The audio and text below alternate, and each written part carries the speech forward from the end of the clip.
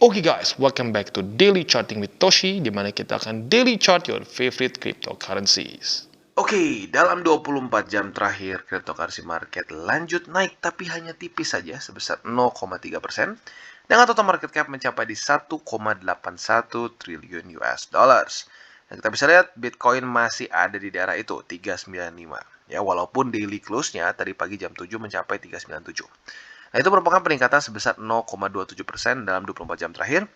Lalu Ethereum, dia masih belum berhasil menembus 3.000 USD, masih di 2.912, dan itu merupakan peningkatan sebesar 0,58%. Nah, yang cukup unik adalah BNB. BNB justru meningkat sebesar 3% dan menembus angka 400 USD, di mana kemarin-kemarin dia struggling untuk menembus angka 400. Tetapi ini anomali ya.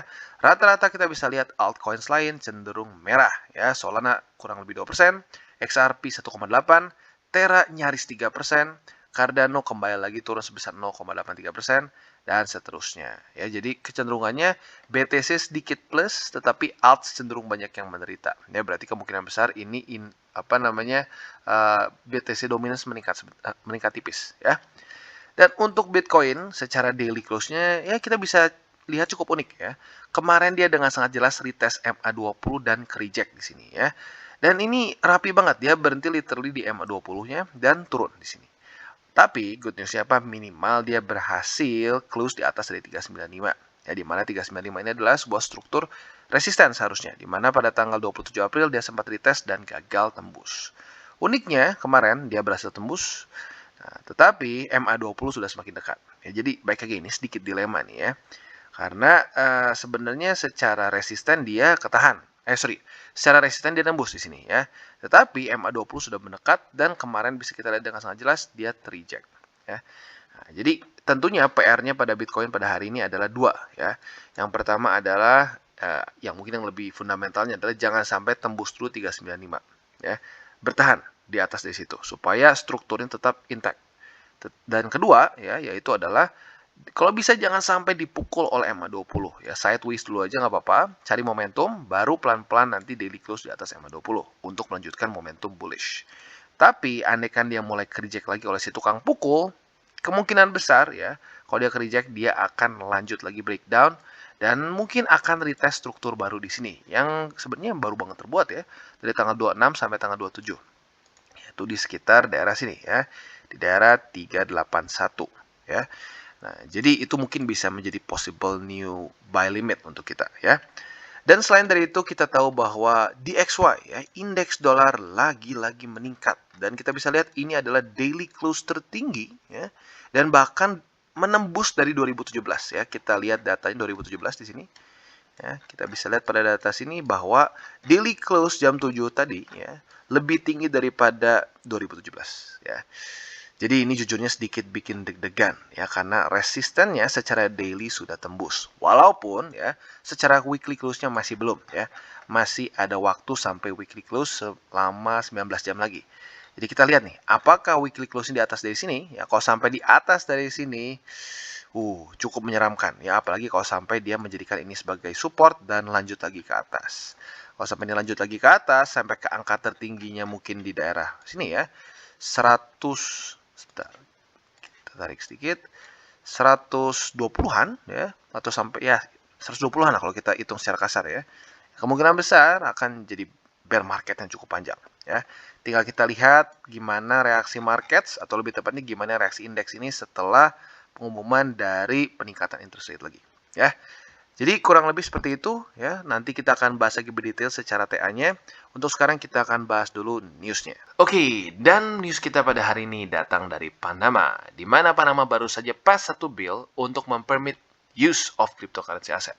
Nah, pertanyaannya, apa kegunaannya? Kita akan bahas di news kita pada hari ini ya. Jadi pada tanggal 28 April alias kemarin, ya, lawmakers di Panama di National Assembly mereka baru saja mengapprove satu bill untuk meregulasi kegunaan dan komersialisasi crypto aset di Central American country, ya. Dan yang uniknya apa? Bill ini membuka satu pintu untuk private dan public use of crypto asset. Dan bahkan dia akan membuat crypto ini bisa untuk pembayaran pajak, ya.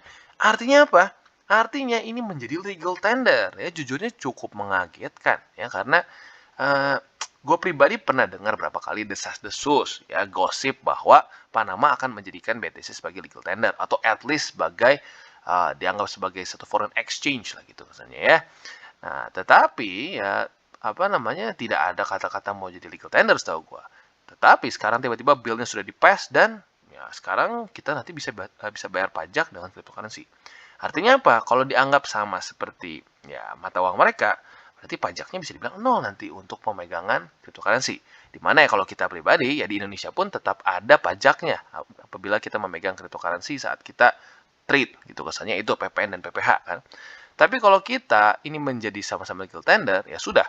Dua-duanya dianggap tidak akan kena pajak. That's really cool ya. Dan selanjutnya kita bisa juga ya bahkan legislasi ini dianggap lebih besar secara scope ya dibandingkan dengan El Salvador. Ya, di mana kita tahu El Salvador terkenal menjadikan Bitcoin sebagai legal tender dan itu negara pertama yang melakukannya ya. Ini menurut independent lawmaker dan promoter of the bill yaitu Gabriel Silva ya. Nah, kalau kita lihat di sini ya, dia juga uniknya mengatakan bahwa uh, mereka melihat suatu perkembangan lah ya atau satu perkembangan lah ya of different types of crypto assets seperti works of art. Jadi ada kemungkinan besar ya mereka akan juga mungkin bermain di NFT mungkin ya kalau works of art ya. Selain itu kita juga bisa lihat bill ini juga mengcover trading of cryptocurrency assets, issuance of digital securities, new payment system, dan juga tokenisasi dari precious metals. Jadi nggak hanya kripto saja, tapi mereka akan membuat satu sistem untuk masalah tokenisasi ya. Nah, jadi dalam legislasi baru ini ya, cryptocurrency asset ini menjadi satu means of payment untuk civil dan commercial operation ya dan tidak dilarang oleh pemerintah. Jadi lagi-lagi adopsi luar biasa ya. Nah, mungkin kalau ada orang-orang masih bingung, Bang, katanya adopsi banyak, tapi kenapa kok BTC kayak nggak kemana-mana? Ya, kita lihat indeks dolar, indeks dolarnya kemana gitu loh. Indeks dolarnya naik terus ya sulit untuk Bitcoin juga naik. Karena kalau kita lihat ya pada jujurnya dari 2021 indeks dolar ini meningkat dengan luar biasa besar. Tapi hebatnya apa? BTC ya, walaupun dari tahun 2021 indeks dolar sedang meningkat, dia nggak bear market atau lebih tepatnya dia nggak winter. Ya, jadi sebenarnya ini sudah ada perlawanan dari BTC sendiri ya dari konteks indeks dolar ya. Jadi baik lagi ya, ini adalah good news dan semoga saja semakin banyak negara-negara yang sadar ya kalau mereka sudah tidak bisa lagi mencoba untuk kesannya menghilangkan BTC. Jadi either you join or you ya sudah ketinggalan aja ya. Jadi kurang lebih seperti itu berita kita dari Panama. Oke, dan kita balik lagi ke Bitcoin. Seperti yang kita sudah katakan di depan ya, PR-nya sebenarnya ya quite simple, ya mempertahankan 395. Kalau sampai dia bisa mempertahankan 395, itu pertanda yang baik tentunya ya. Nah, tapi ya kita harus bahas senarionya apabila dia gagal. Kalau dia gagal mempertahankan di sini, berarti lagi-lagi Bitcoin membuat lower high ya. Jadi sejak pada tanggal April akhir inilah ya, tanggal 20-an ya, dia drop ya. Dan di sini sudah membuat apa? Lower high ya. Nah, lower high adalah salah satu pertanda bahwa kemungkinan besar dia akan cenderung bearish ya. Apalagi kemarin sudah membuat lower low di sini. Nah, berarti apa? Lower high, lower low. Kalau sampai ini lower high lagi, ya siap-siap trennya akan cenderung turun ke bawah ya. Maka dari itu ya ini menjadi PR yang jujurnya cukup berat karena MA20 sudah mendekat di sini dan beberapa data sebelumnya menunjukkan bahwa MA20 cukup potent ya secara skill mukulnya lah gitu kesannya ya. Nah, jadi untuk sekarang ya, buy limit kita akan update tentunya. Buat yang agresif, bisa pertimbangkan basically di 395 ya. Baik lagi gue bilang agresif karena ya ini memang sudah sangat dekat dengan resisten yang cukup kuat. Nah, untuk yang medium risk, ada sedikit perubahan ya. Jadi sebelumnya medium risk di daerah 397, sekarang medium risk bisa pertimbangkan di daerah 381 ya. Karena ini adalah sebuah struktur yang baru terbentuk pada tanggal 26 dan tanggal 27. Ya, technically speaking kalau ditarik ke sini ya mungkin adalah korelasinya tipis-tipis dengan di sini ya. Dan kalau untuk yang medium risk sekali lagi buat yang konservatif bisa dipertimbangkan di daerah 37.000 ya. Jadi kurang lebih seperti itu untuk Bitcoin dan bagi kalian yang ingin akumulasi Bitcoin, altcoins lain, sekali lagi gue ingatkan bisa menggunakan link referator di bawah. Ada macam-macam ya, ada toko kripto, ada Bybit, ada Maxi dan banyak lagi lo bisa pilih ya. Tapi sekali lagi gue ingatkan tidak wajib. Ya, ini hanya untuk yang bagi kalian yang tergerak hatinya untuk membantu perkembangan dari TCI. Ya. Dan satu lagi, DCWT ini bukanlah financial advice. Sekali lagi ya, ini tujuannya adalah untuk edukasi dan untuk membiasakan para subscriber gue untuk bisa charting. Oke, dan selanjutnya Harmony One, di mana kita bisa lihat kemarin, atau lebih tepatnya jam 7 pagi tadi, dia close di bawah dari 10 sen. Ya, artinya apa? Jebol. Dan kalau kita lihat dari jam 7 pagi tadi sampai sekarang, dia sudah sempat retest lagi, tetapi ada wick di sini, artinya dia sedikit ke reject ya. Walaupun masih ada 20 jam lagi ke depan, tetapi dengan momentum seperti ini ya, BTC kemarin naik pun dia nggak kebantu, ya berarti kemungkinan besar Harmony is in a bad place ya. Nah, jadi untuk sekarang ya sebenarnya ada satu lagi struktur baru yang kita bisa lihat ya. Bukan baru sih sebenarnya, gue kemarin belum sempat tambahin ya, di mana di sini ada, sorry ini harus turun sedikit. Yes, di sini ya. Nah, ini adalah sebuah struktur resisten sebelumnya yang terbentuk pada tanggal 8 sampai 9 Juli lah ya. 8 sampai 10 Juli di sini lah. Nah, biasanya satu struktur resisten yang ya cukup kuat seperti ini ya bisa saja berubah menjadi support apabila tertembus seperti di sini tanggal 9 Agustus ya. Jadi mungkin buat kalian yang ingin terus akumulasi Harmony bisa pertimbangkan di daerah 8 sen di sini, atau kalau mau dibuletin ya sebenarnya lebih pas di 8 sen aja ya. Nah, andaikan ini tembus juga ya siap-siap ada kemungkinan besar dia akan retest daerah sini ya, retest daerah 63 sen di mana itu adalah struktur di weekly di sini ya. Ini kurang naik sedikit ya. Oke. Tepatnya di 6 ya. Ya kalau dibuletin mendingan di 6 aja biar lebih safe ya. Jadi kurang lebih seperti itu untuk Harmony ya. Lagi-lagi secara price action not looking good. Dan ya jujurnya ya ini dia. Kenapa kita tetap charting satu persatu altcoins? Karena ya kalau kita lihat nih, pelampungnya Harmony sudah tembus semua ya. Semakin banyak pelampung yang tembus ya atau support ya, ya otomatis akan lebih susah untuk satu altcoins bisa bangkit gitu ya. Oke, dan selanjutnya kita masuk ke BNB, di mana kita bisa lihat ini adalah salah satu anomali market, ya, di mana yang lain cenderung merah, ya, sekarang BNB bisa dibilang kemarin malah hijau sendirian, ya, dan bahkan yang lebih bagus lagi apa, dia berhasil menembus daerah 394, di mana pada tanggal 27 sebelumnya dia gagal untuk menembus, ya, jadi this is quite good untuk Binance. Tetapi kita bisa lihat PR selanjutnya sudah menunggu, ya. PR selanjutnya tentunya adalah MA20 di daily dan juga daerah 410. Bahkan kalau kita lihat weeknya di sini, tepat berhenti di daerah 410 ya. High-nya di 410,7. Ya, jadi baik lagi ya. Ini semua struktur dan resisten tentunya ada gunanya ya. Nah, jadi untuk sekarang PR-nya adalah minimal ya kalau untuk yang lebih realis lah gitu kesannya ya, karena sekarang baik lagi market sedang tidak jelas. Minimal BNB harus bertahan di atas dari 394 ya. Retest nggak apa-apa, tapi jangan sampai jebol. Kalau sampai jebol, ya kemungkinan besar akan lanjut membuat lower low ya. Nah, tapi PR yang untuk lebih optimis, yang lebih bullish, yaitu adalah kalau bisa daily close-nya di atas dari 410 dan di atas dari MA20 di daerah 408 ya. Ya tentunya untuk bisa close seperti itu menurut gua butuh bantuan dari BTC ya. Kalau BTC bisa mungkin masuk ke daerah 40 ribuan lagi dan close daily di atas 40 ribu, BNB menurut gue punya chance untuk bisa menembus daerah 410. Tapi kalau sampai kalau sampai BTC mulai drop lagi, mulai ke daerah 38, ya mungkin meretest support baru mereka di daerah sini ya, di daerah sini, sorry, bukan di 4 hourly, di daily, di daerah 38.100-an, ya kemungkinan BNB juga akan retest daerah 394 ya. Jadi kurang lebih seperti itu untuk BNB. Untuk buy limitnya ya kita bisa ada berubah sedikit ya. Berarti untuk yang lebih masuknya ke medium risk bisa pertimbangkan di sini di 394 ya. Untuk kalian lebih masuknya ke konservatif bisa pertimbangkan di 356 di sini ya. Untuk yang agresif sebenarnya bisa pertimbangkan 4 hourly chart yaitu MA50. Basically sekarang sedang dites ya, yaitu di daerah 402. Jadi gue ulangi, untuk yang agresif di 402, ya. Untuk yang lebih medium risk bisa pertimbangan di 394, dan buat kalian yang lebih masuknya ke konservatif bisa tetap bersabar di 356. Oke, dan selanjutnya kita masuk ke Luna. Untuk Luna kita bisa lihat daily close-nya dia masuk ke doji lah ini ya bentuknya, karena kalau mau dibilang spinning top bodinya terlalu kecil. Nah ini menunjukkan bahwa Luna galau ya. Karena kalau kita lihat dari week-nya, dia retest support dan juga retest resisten di sini. Jadi, dia galau mau kemana ya.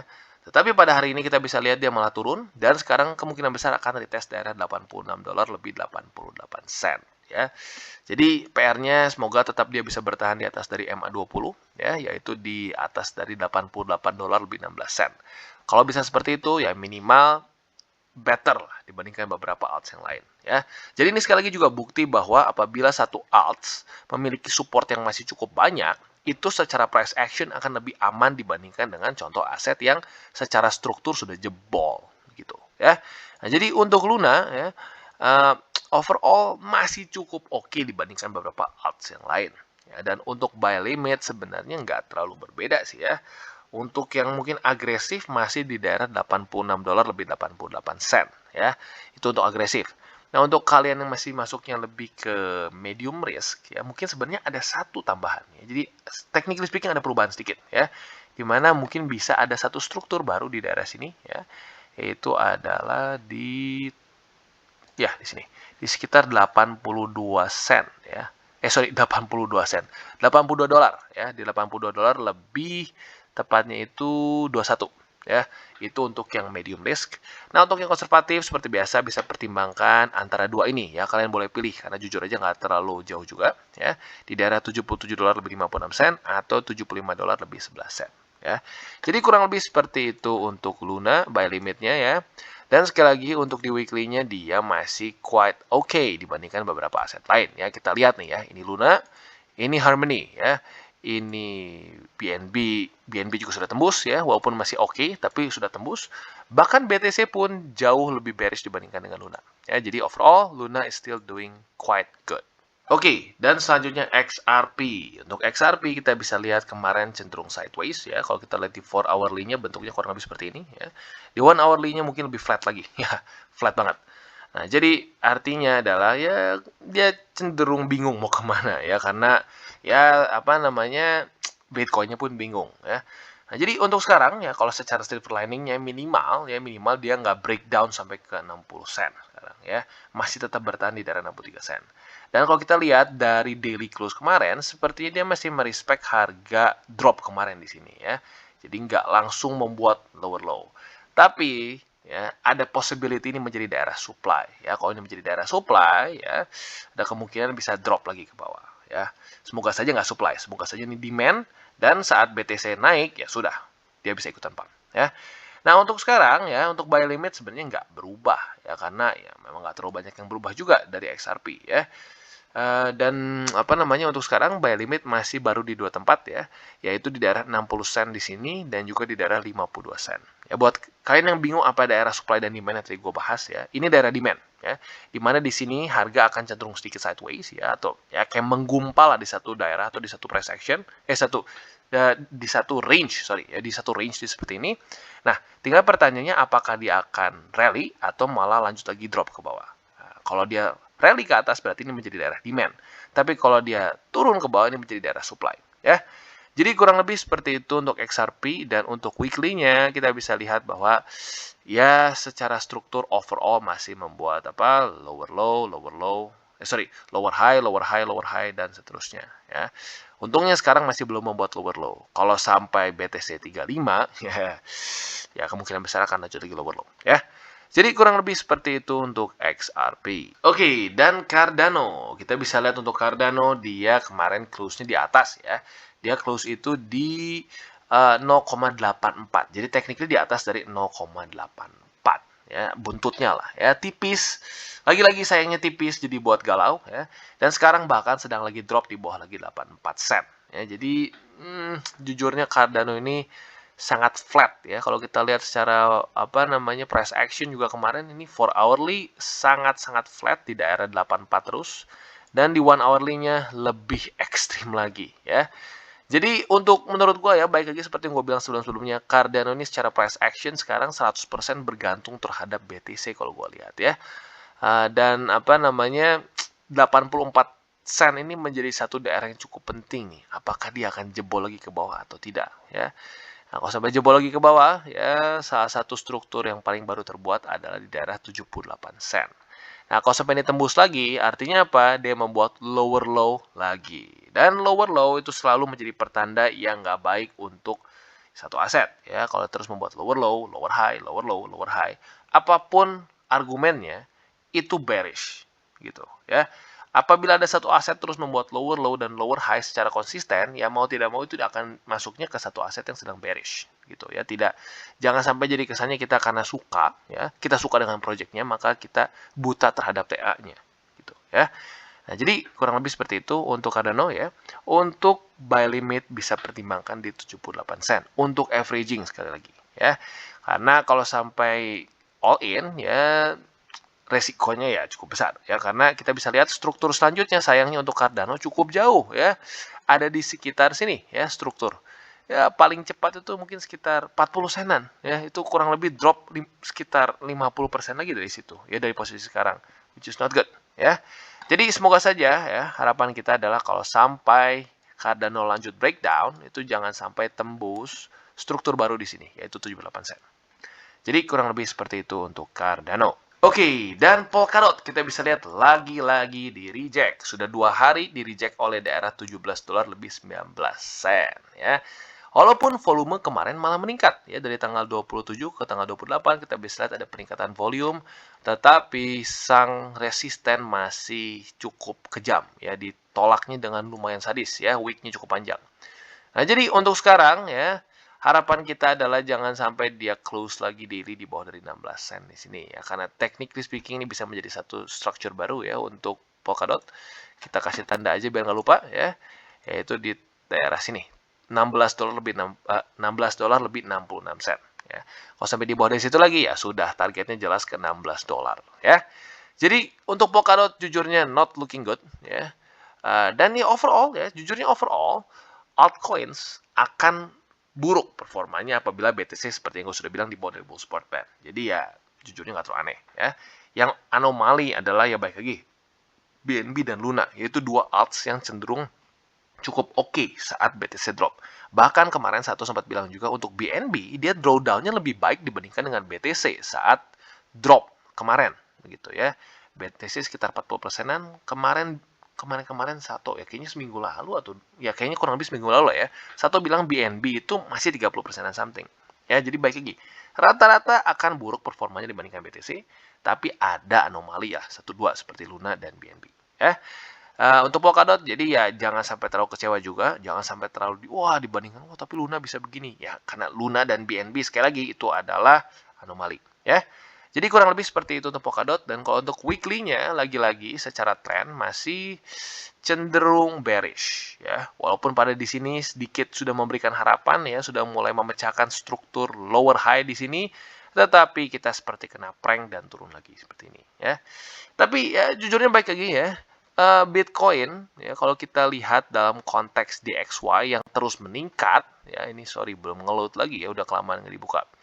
Kalau kita cek di sini secara konteks ya, sebentar, kebukaan jadi Polkadot lagi ya. Kita ganti dulu ke DXY di bawah sini ya. Dengan kita lihat DXY dengan posisi seperti sekarang, jujurnya Bitcoin is not doing that bad ya, cryptocurrency market. Padahal risk on ya. Kalau kita lihat Nasdaq, S&P dan lain-lain, mereka juga sama-sama menderita ya. Jadi ya baik lagi, jangan-jangan ya, ini harapan kita tentunya ya, ini bisa lanjut lagi turun ya, atau dia sudah menemukan possible top ya, sudah kemungkinan besar bull market akan lanjut. Tapi ya semuanya harus tergantung dari the Fed, apakah the Fed akan terus meningkatkan dengan terlalu tajam atau tidak ya. Ya jujurnya Jerome Powell juga pasti stres ya, karena pasti banyak tekanan dari semua sisi ya, banyak yang ingin supaya inflasi turun, tapi di waktu bersamaan pasti para pemegang stocks juga pada marah ya, pemegang indeks pada marah karena ya mereka bisa ngelihat bahwa dalam tanda kutip tabungan mereka terus turun secara harga ya. Jadi kurang lebih seperti itu untuk gambaran dari market sekarang ya. Oke guys, jadi itu adalah akhir dari segmen DCWT kita pada hari ini. Dan jangan lupa bagi kalian yang merasakan manfaat dari segmen ini, jangan lupa untuk share ke teman-teman kalian. Dan apabila lu pengen mensupport channel kita, ya TCI, jangan lupa untuk menggunakan link referral kita di bawah. Nggak wajib ya, tetapi apabila lu menggunakan link referral kita di bawah, ada macam-macam ya, dari Bybit, Huobi, Maxi, toko kripto, dan banyak lagi ya. Ya, walaupun nggak wajib, tapi kalau menggunakan link referral kita, lu secara langsung membantu perkembangan dari TCI. Dan satu lagi, jangan lupa juga untuk join Telegram group kita, di mana kita bisa ngobrol-ngobrol santai mengenai dunia cryptocurrency secara dua arah. So, jangan lupa untuk like, subscribe, click the bell icon, and see you on the next video.